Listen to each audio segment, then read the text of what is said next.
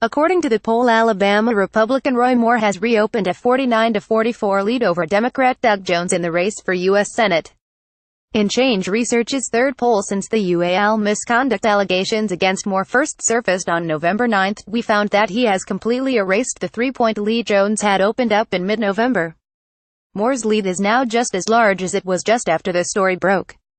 What has changed? The largest difference is turnout. Many Republicans who 10 days ago said they might not vote, now say they plan to show up on Election Day and vote for Moore.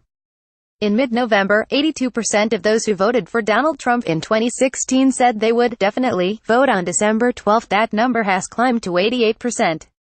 Additionally, Moore has made some gains with his base. His 91-5 lead with them 10 days ago has grown to a 93-4 edge.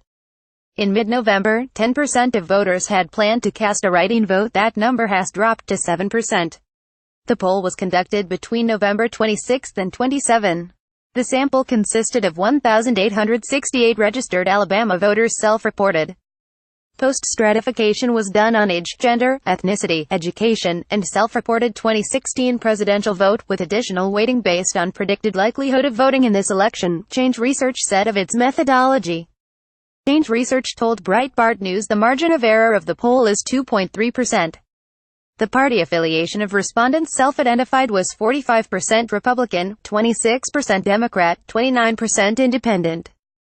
Compared to 10 days ago, fewer Republicans believe the allegations against Moore, Change Research noted.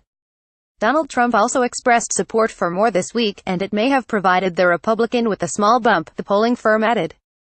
.com's strong support for Jones may have provided a modest bump for him. 3% of voters said they now plan to vote for him as a result of the company's pro-Jones editorial.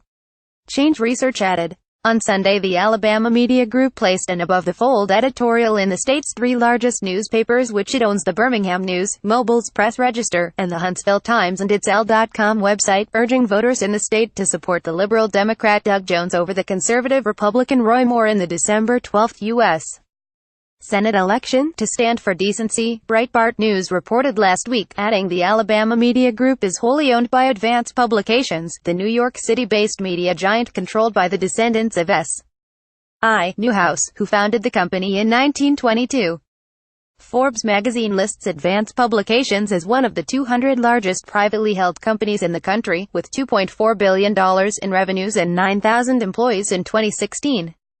The company owns Condé Nast Publications, which includes Vogue, Vanity Fair, and GQ magazines, as well as 25 local newspapers around the country, including the 3 in Alabama and the Cleveland Plain Dealer in Ohio, Cleveland.com, the Syracuse Post-Standard in New York, the Star-Ledger in New Jersey, NJ.com, the Times-Picayune in New Orleans, Louisiana, and the Oregonian, OregonLive.com, among others.